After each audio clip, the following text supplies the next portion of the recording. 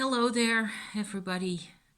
So nice to be back and to see all the action that's coming and, that I'm seeing happening in the screen. It's like having a whole new life out there all of a sudden with, people commenting and people subscribing to my channel. Eek. It's just so fantastic. Um, I had I have been pushing, you know, this vlog sort of forward in time. I guess I needed to think about things a bit more, or just sort of let it all simmer down a bit. I'm struck really at how all sorts of things are in the same field for all of us constantly. We're working on the same things, all of us, or many of us. And what other people are doing helps us, and we can sort of add on to each other's journeys, really. And we can do this together. We are actually doing this together, which is like, what? Where were you? In the past, where were you? Where was I? Granted, same thing. We were down our own individual respective rabbit holes, getting ready, I suppose. And this is different. Times are changing. I cannot stress enough how I think times are changing. Let me show you one other item. This is going to be a long one. So if you haven't got something to drink, you should go and get it now while I go get the book. Okay. I'm sorry, this is a Dutch title, but it is Marilyn French, Part 1, Beyond Power. Okay, I was talking about this. This is where I am at the moment, page 200 and something or other. Can't see it with my glasses on because the glasses are for that distance. And this is Marilyn French, right there. And this book came out in 1985. That was a time where I was alive. I was nearly 20, I think, then, because I was born in 66. I am reading this because she has a knack of describing unfair situations throughout history without assigning blame to the other sex or to people in general. Yes, it is about unfair things happening to women, but she will stress time and time again how the unfairness gets to anybody in that type of situation.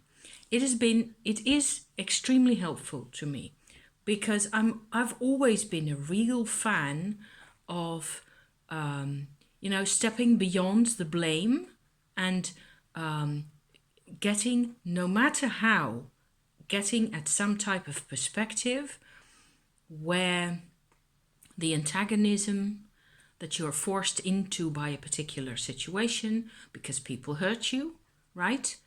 I don't like that. My brain just goes crack because antagonism breeds antagonism. Hate breeds hate. I do not want to continue on the vibration, the type of level of consciousness that I have been, forced into. I don't want to carry that forward into life again and again. That's what I've been doing. Basically, I've been like this, sort of preventing at whatever cost from the badness to just come, overwhelm me and therefore overwhelm everybody else. So that's why I enjoy this book a lot, because it is really about looking at structures, looking at how things used to be organized. I feel greatly supported also in the fact that I've never really endorsed priesthood in any type or kind. I don't see, I never used to see, and that's a positive out of my upbringing, I suppose, that any person should have some type of a moral quality or superiority. A quality, yes, but not an institutionalized superiority where they could tell me what to think or that I could surrender my identity to them. And it has been really difficult. Parts of my life, it has been extremely difficult. Okay, so let me get down to what I am really on about here, and the reason that I am here today is, I suppose I can't get away from that. I watched the Michael Jackson 4-hour documentary that was made. I watched all of it. I've seen all of it. And I have been struck by several, elements surrounding this whole issue. And part of the issue becomes extremely personal and problematic for me as well. And I find that now that I finally got the courage or the I don't care kind of attitude to, come out here and talk about this, is that I'm not making any sense, am I? It's just, it is gotten hold of my life, the situation, the type of situation that those guys were in. And yes, I'm assuming that most of what they say is actually correct. I'm assuming. And to me, that doesn't mean that I should not pity Michael Jackson himself. So here's the anti-patriarchal, proposal that I've got for you. It doesn't mean that I have to hate Michael Jackson, because then I also have to hate my parents, and I'm not doing it. My parents, however, did not sexually abuse me. They were in the situation where there was some sexual abuse between my parents, and I was, I suppose you should say, a witness to that, growing up as a small child. There's a lot in there that I have really no clue what happened, what was said. I know there was a huge, very painful, a nasty power dynamic between them that I hated. I hated the situation. I knew when I was 4 years old and thereabouts that I was very important to both my parents, that they loved me. But I was kind of engulfed. I was completely engulfed in their dynamic. That's an easy way to put it, I think. And one way I have of dealing with these things is through astrology. And there were aspects in their horoscopes and my own which led to this back and forth openness and how do I put this vulnerability that I had towards my parents, where I think if you don't have this exact psychological openness and vulnerability to a person in the charts where there's exactly this type, that construction going on, then it may be easier for a person to, I don't know, ignore it, move over, do something else. Go and do something else. Get a job properly, And then you don't get to be where I am now, which is to crystallize, alchemize the whole bloody nightmare and put it out there just in case it might actually make a difference to, somebody else out there. Maybe you too have experienced these type of things where you were extra vulnerable to somebody and you actually really loved them and cared about them, and you could see that they cared about you, and still everything got so fucked up and so messed up, and so it was so wrong. Everything was so wrong. So I can understand that I checked out Michael Jackson's horoscope, his natal chart. He was, let me see, he was a Virgo with a Pisces ascendant and a moon in Pisces. And there's lots more stuff going on. I'm always looking at the first planet or, important point in the chart that is in somebody's life in the ascendant, in the first house, or maybe in the second or third house. What is the first thing that we run into when we are born? What is the first content? What's the first wavelength of vibration that comes to us from the world? That's that one planet, or sometimes it's 2 or 3 planets. I'm suddenly reminded of somebody completely different. I mean, I don't think you could have somebody as diametrically opposite to Michael Jackson as the crocodile hunter, Steve Irwin, whose chart is also on Astro Theme. So I'm leaving that up to you to go and find those charts if you're into that kind of stuff. There's a lot that can be had out of celebrity charts. It's great fun. And this is somebody, the crocodile hunter, has got Mars in his first house straight away, and the sun, I remember correctly. Yes, I think so.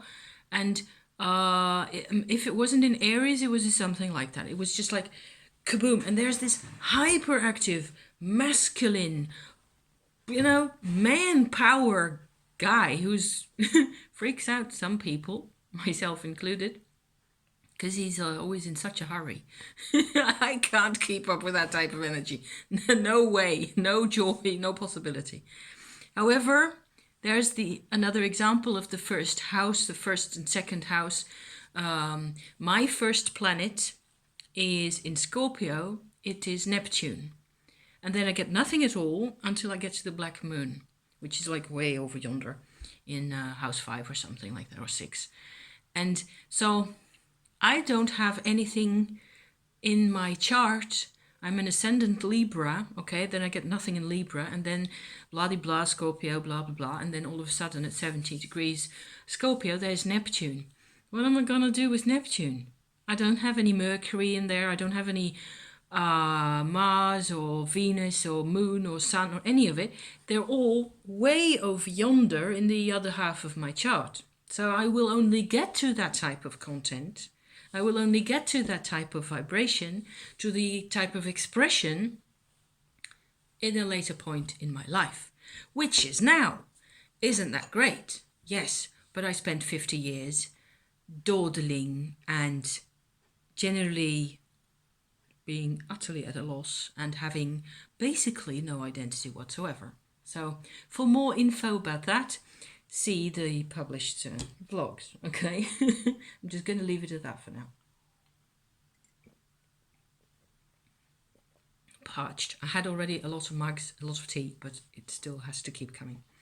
So, the Michael Jackson chart showed me, what did it show me? A black moon in Aries. I remember a Venus in Leo and a Mars in Taurus at 22 degrees. That was it. That's why I still had to come back to him for a tiny bit. Because I watched the documentary on Friday on my phone, and I was spinning and knitting and spinning all the time. So I was doing something productive because, women's hands got to be busy. Oh, yeah. And I was freaked out. I was like, oh my God, something's right beneath the surface. I can't get at this. I was feeling utterly sick.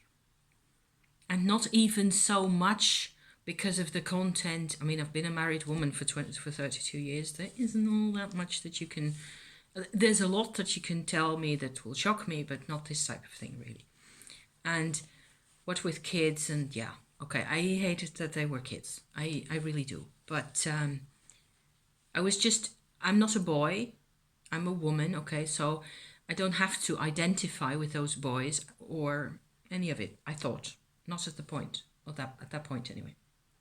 So it took me another 24 hours or so.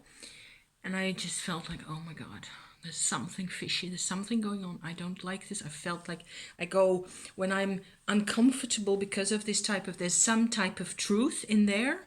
And it isn't completely apparent yet. There's something that I have to get at, but I have to work for it. And I have to just, chisel away at the rock surface before it can actually come out. And I can actually, oh, okay, it'll take me some time, normally a day or so. It doesn't happen very often. But at this point, it was the next day, and I didn't have any energy, and I was so tired, and I was feeling frustrated, and the bloody weather, and trust me to blame the weather. And I was actually in the shower, and I was doing my hair, and all of a sudden I had a very clear, like a shift back and forth between the way Michael Jackson speaks on the bits of recording that you could hear in the documentary, or in any other type of place where you've heard him speak, that voice, that way of speaking, not necessarily the tonality of the voice, but the diction, okay, the phraseology and the intonation and all those type of things. Different from what I'm doing now. Very different, wouldn't you say? And then back to the way my mother used to be with strangers, be with people that she didn't know very well, or with people that she did know very well, but was trying very hard to be friendly towards and failing. And it just went here I am with my shampoo and going, and in my head it went back and forth 4 or 5 times between those ways of speaking. And I had to go like, what? Hang on, what's going on here? I wasn't really thinking by the time. I was just letting this happen. And it just went flip, flop, flip, back between those 2 voices. And I realized a couple of things after that. Once I'd sort of become aware of what was happening, okay? Because, and then the thought comes, the thought process. I realized that I had always resented my mother's artificial kindness. Yeah? Makes sense? Of course. I mean, when you're 16 or something and you've got unresolved issues of your own, then and I'm a Leo and I don't believe in, selling yourself out anyway. Yes, there's tape on my glasses. Isn't it cool? The leg fell off the bracket. And then, so here we have a person who has got a ton of unresolved pain. On top of that, there is a layer of anger and self-righteousness, victim self-righteousness, that they're, I think, both entitled to. And then there's a layer of them presenting themselves as better people than that. Okay, so I'm saying okay to the screen here because, well, you know, if you're still here, way to go. Which strikes the person who doesn't necessarily have that same past or the same pain or the same anger as artificial. Because I needed the real kindness, which was there some of the time. Not always, because my mother was a very self-centered, self-involved person, and she just didn't. This is what happens when people get that level of trauma. And we know that Michael Jackson got beat by his dad, and she got beat by her dad. So it's all there. All the pain is still there. And so all this, I still wouldn't have thought all that noteworthy for me to bring to you at this point, were it not that I went back to the flipping birth charts and noticed that actually Michael Jackson has got his Mars on 22 and a bit degrees of the sign of Taurus, which was where my mother had her ascendant. So there's more going on there than meets the eye. And I have a lot more in both my families, with my dad's families and my mum's family, of people having a particular placement at 21, between 20 and 22 degrees of Taurus. And I myself have got my North Node there. So that's why I'm putting this out there, because there's a link to astrology, and the astrology has been extraordinarily helpful to me to get a hold of these, to separate out all the because that's my mode. That's how I do things. I tend to work my way through all these things. Also because by looking for patterns, and the patterns in the astrology are really extremely helpful to me. So another type of pattern that I've been working with today, that I've used today, is the tarot, and I did a big spread that I'm going to share with you. So that's because I wanted to know what the cards would give me on this subject. Also, what they would give me to in way of analysis of the psychology of the whole thing, their situation, both my parents in this case and my own, and how to, move forward, move away from this if possible, or move through this rather. So, got to do a gloop. Shall I take out the journal? Yes. No, don't drop it. Something fell on the floor. I don't know what it is. Must be okay. This is my tarot journal. She gets creative with the sewing machine sometimes. Not as neat as Peggy. Peggy's bags. Oh, I just love that. One extra reason to use the Mary L today is that I could get out the Peggy bag. Excellent. So this is it's more like a big like a cardboard book that I made this cover for. So if ever when it's full, I can take the cover off and put it around some other, same type of book. So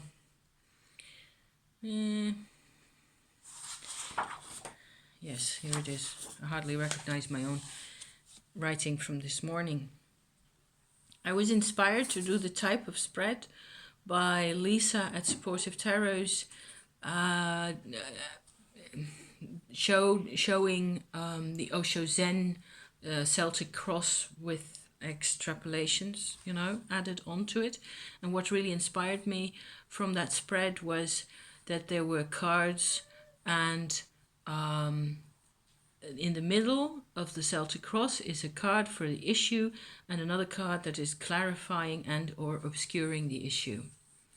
And what I did was I used one card for the issue, another for that clarifies it, and another that obscures it. So 3 cards, and then I've got in total, including the first one, 6 sets of 3. Okay, and that's basically what it is.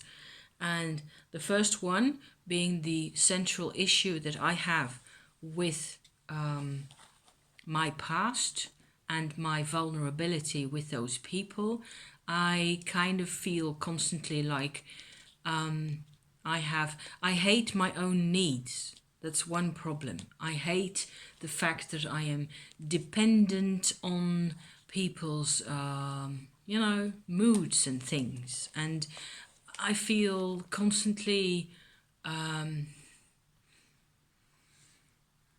like I've been tossed around and nobody's ever really met any of my needs, and so I'd had no clue how that works to even begin to think about my needs. So Basically, the card that I get for my issue is the King of Cups, and I've interpreted him as, in this case, surrendering to emotion, being immersed or submerged up to the point of not being an individual anymore.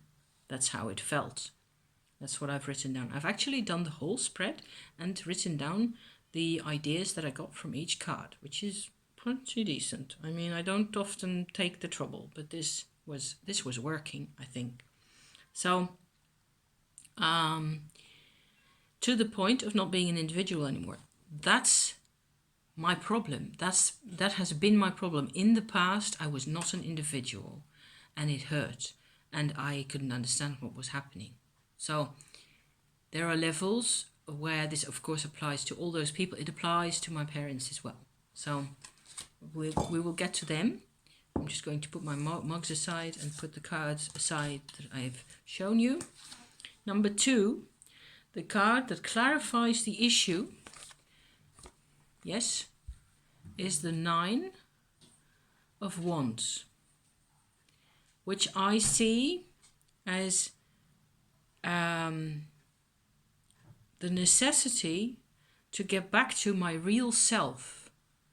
And that has been on my program for the past 5 years or so, when it turned out that I couldn't, go on in the way I was doing things. It just, none of it was working. And I needed to find out who I really am. And here I am. So this is what I am, really. And this is getting the incentive, the push, the motivation that works for me. I'm not putting up with this anymore. I am not taking it. So that's more or less the opposite of surrendering or, being immersed to the extent that you don't have any individual nature anymore. And of course, when you're 4 years old, how are you going to defend yourself? I didn't defend myself back then, but I can reclaim my individual nature now, yes, even though that means claiming things that I don't know about, really. So that's, I have to assume that I have to trust that it is going to be okay. So talking about trust, the card that has to do with obscuring this issue is the Star. And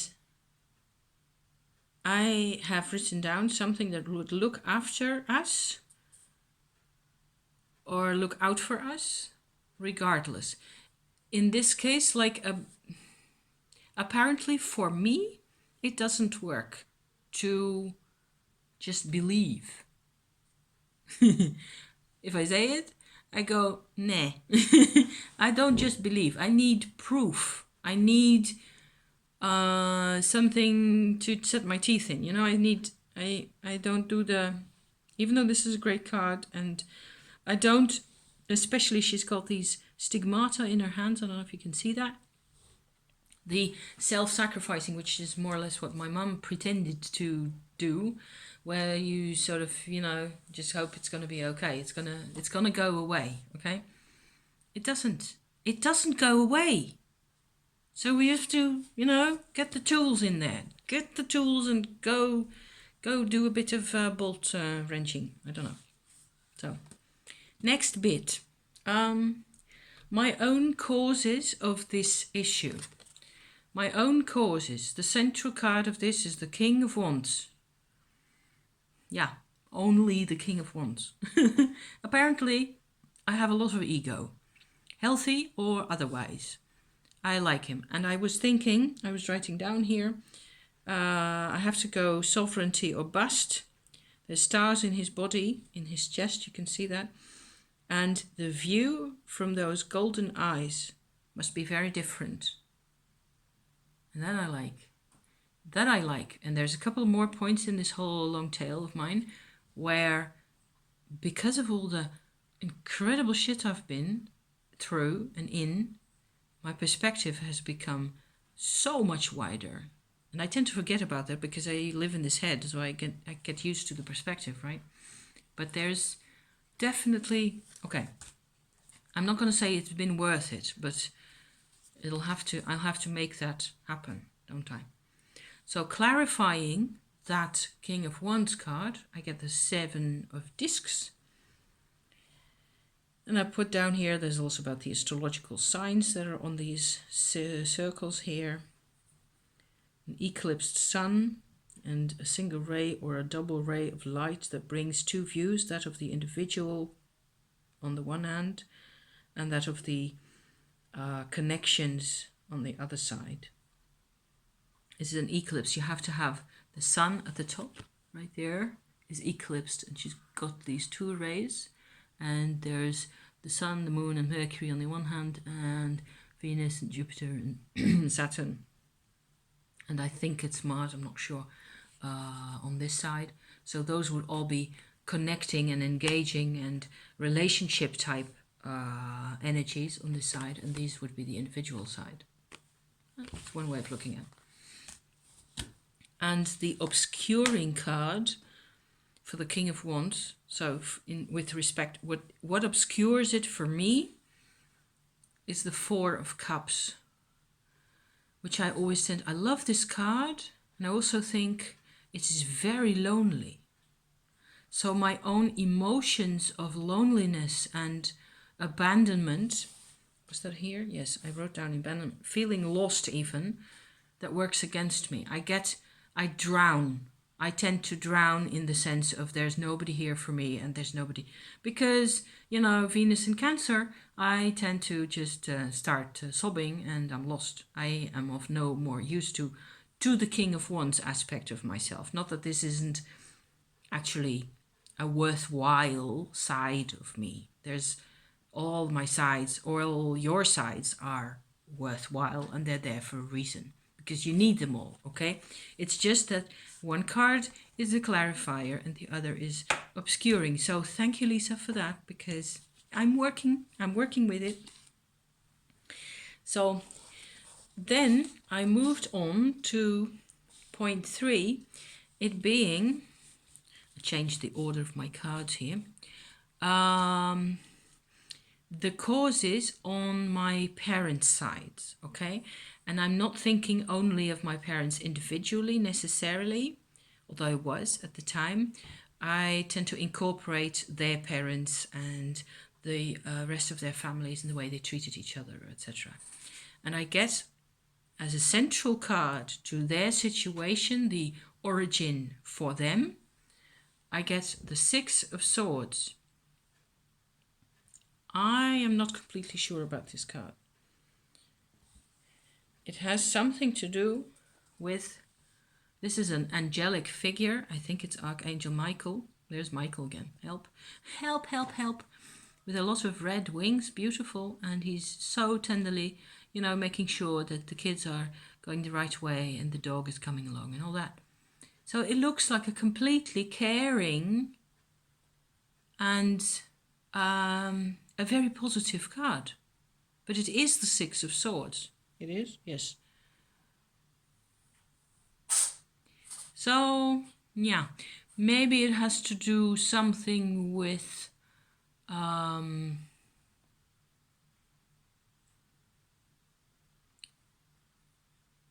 don't know, camps and separating people from other people, because that applies to my parents, and everybody was against each other. Everybody in my family, everybody is against everybody else. If you can have 100 camps fighting, there they are. Antagonism, like a 2 of Swords, but in a, I can't say that I think of this as a dishonest or you know, or a political type card. Although the 7 would be a political type card, the 7 of Swords. If you have any ideas, feel free. Go jump right in, because it's kind of confusing. There was love also. There was love in those families, but I don't know how much of it actually came out in, you know, without hurting people. Maybe it's all love. Maybe it's only love. Everything happened only because of love. Because in those crazy days before the Second World War, people beat their kids. People beat little kids out of a sense that that was what you were supposed to do. It makes no sense to us nowadays. It doesn't. That's the second mug. I know it's true that they did. And then the illuminating or clarifying card that goes with the 6 here. Yes. The 10. The abyss, you people. I rest my case. And the obscuring card is this one, the 8 of Wands. And I'm a Leo, so I identify with all the lion cards, you know, like hook, line and sinker with this. I think that what works against my understanding of this is that I tend to see people as safe, whatever that may mean. So my understanding their causes and where they're coming from, it's a bit shielded. It's like there is a little kind of like an opalescent, translucent screen over the top of everything. I will never really know. I will only know this from the stories. That's true, I'm afraid. More truth, you guys. Isn't this cool to have those cards? Anyway, I'm going to move on to, I said it was going to be a lengthy session, to their expression. So this is another set of 3 cards here. The expression of the causes in their case, in the case of all my family and sometimes even people outside the family, people they connected to, or like my foster family, for example. I must be aware that my foster family, to the extent that I have still got a tiny bit of contact with my foster mother, was actually, she was very much on the side, so to speak, of not so much my dad as his parents, his father. She was linked to him. She had a friendship with him. And that's why she took me into her house. And I stayed with them for 5 months when I was 7 years old. So this is the card that comes out, the 3 of Cups, for how they express themselves. So not the causes, the what is, you know, what's being projected. What was being projected was actually joy. I'm reminded of the steampunk 3 of Cups, which is like 3 people sitting on a couch together and chatting and having wine.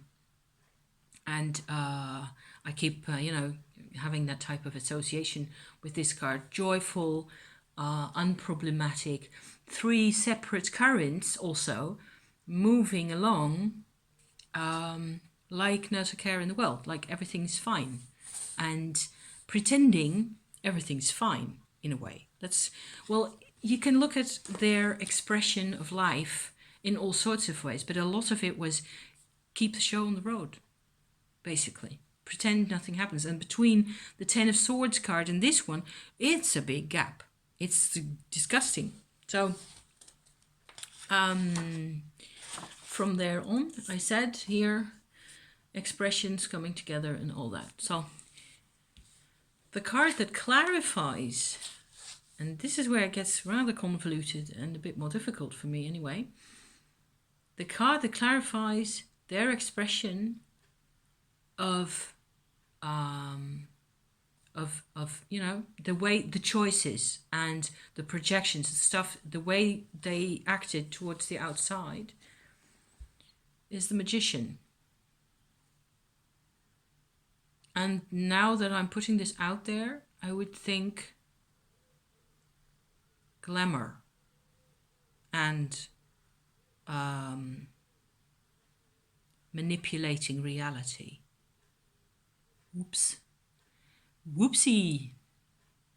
I hadn't written that down. I'd written down something exists beyond all the, the outer trappings and all the history. But now that I'm coming to this point, I think, yes, there's always, especially in the case of people who are traumatized, there's a level of manipulating reality.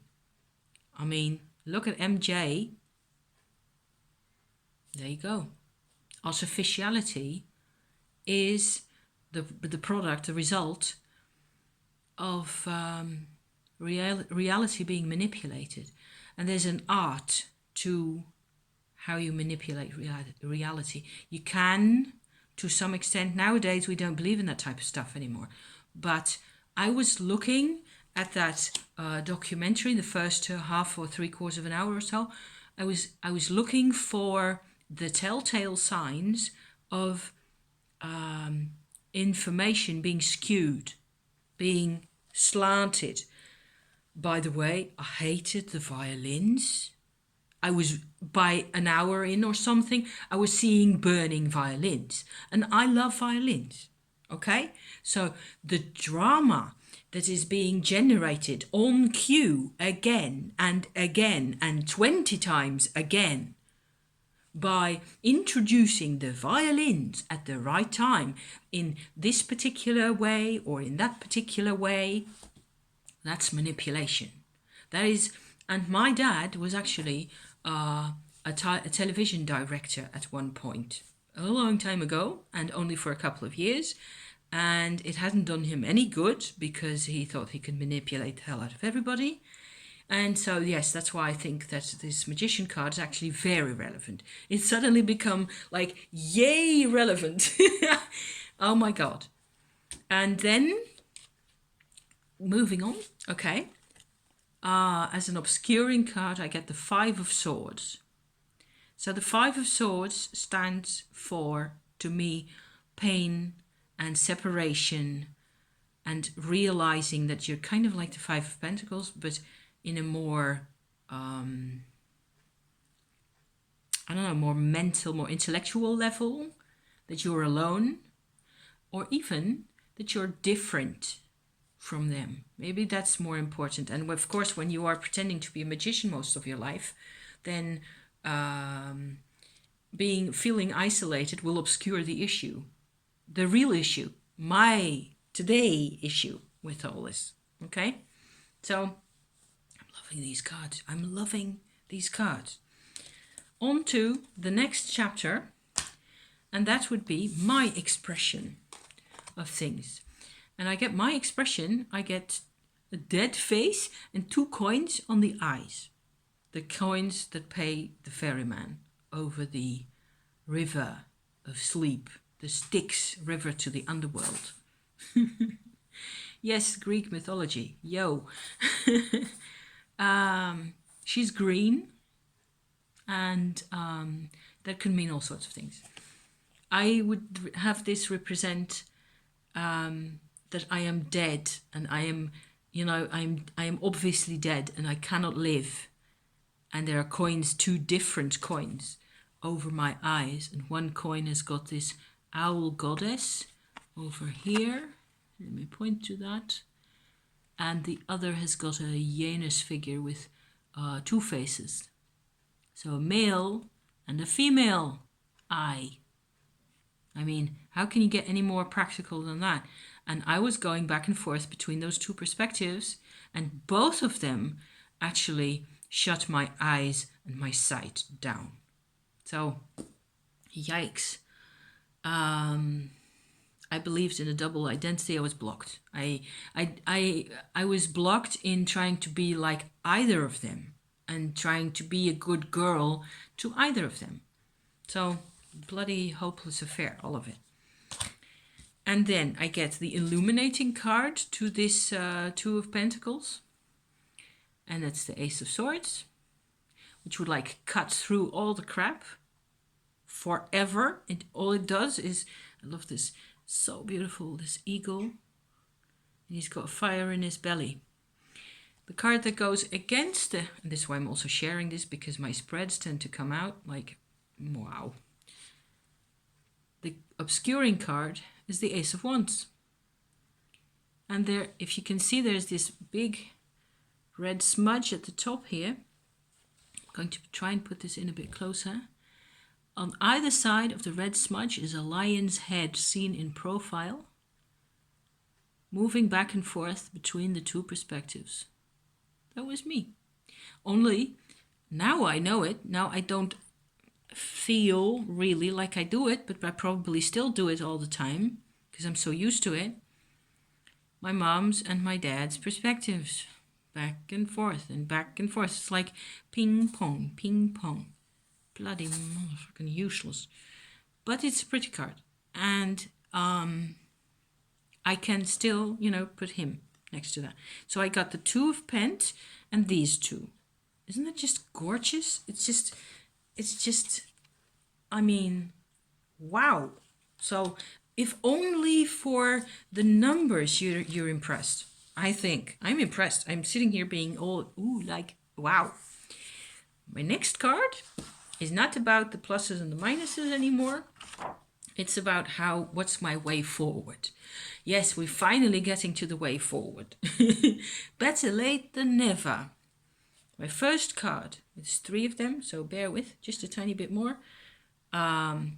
The first card has to do, where does the clarifying card and the obscuring card, where do they meet?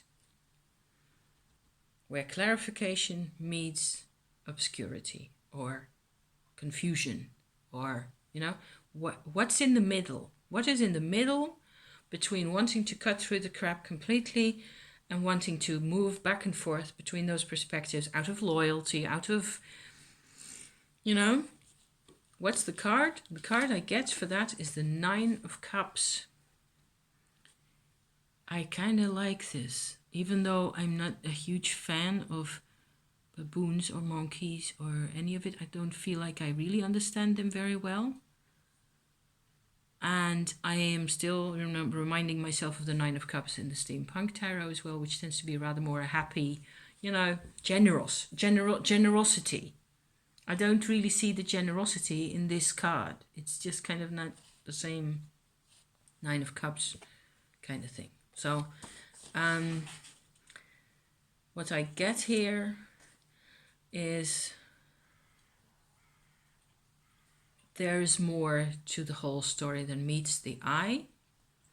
And I would say now that looking back on the whole story that I told you just now with the manipulation and the magic, the magician and the trucking around on the top of the surface of the truth in life, without getting any deeper, without coming into contact with your true self. This is coming into contact with your true self. Because it is where the Ace of Swords meets the Ace of Wands. Funnily enough, it is in the 9 of Cups. It is in the realizing again and again, going deeper, becoming who I really am, who I am, completely, not of them, not of any of it. Because I'm here, I'm talking to you, I'm in a completely different world. This is 2019. My dad is not in my life. All I really have here is memories. So I like this one to have to do with forgiveness, memories, forgiveness, perspective, and an emotional perspective, because it's the 9 of Cups after all. So after all the swords and wands business, I like that I get back to a personal, emotional sense of acceptance after all. Yes, really. And an alchemical conjunction in the 9 of Cups to overcome the resentment, or rather use it to fuel a deeper understanding. Because you can't overcome the resentment, really. You have to, I was alone. I sucked at everything for a million years. So here I am. And I don't suck anymore. So how that was accomplished is like alchemy. I don't know. It wasn't accomplished by manipulating anything. That's for sure. If there's only one thing you hear out of all my lengthy, extrapolations, then I like it to be that. Penultimate card about the patterns. And I'm thinking about the astrological patterns, the black moon stuff, all that. And in particular, in this case, about the 21, 22 degrees of Taurus thing, my North Node. And I get this beautiful Queen of Pentacles. So there's no clarifying necessarily or any of it. It's just that she represents the patterns. This, and for a sign or like a clinching deal going on for me, because it's my North Node in that position, okay, then of course the Queen of Pentacles is perfect. She's an Earth Queen. She's the Queen in the Taurus sign, in the sign of Taurus. I don't have any other planets in Taurus. I don't have any other, except that there's other people who've got lots of Taurus stuff going on. It's kind of coming together in my North Node. But if I had a moon or a sun or a Mercury or any of it in Taurus, it would have been easier, so to speak. But even that is probably a misunderstanding, because it doesn't get any easier. It doesn't get any easier. The harder it is, the better. I wasn't going to think that that's what I was going to say, but yes, I believe so. I really do. Only you have to fight you have to fight for yourself. Yes, you have to fight for yourself. And the last card, so help me God. How to help myself with this, with all the, the complete whole circus. And I get this 5 of discs, 5 of pentacles. To see myself separate from them, from all of it.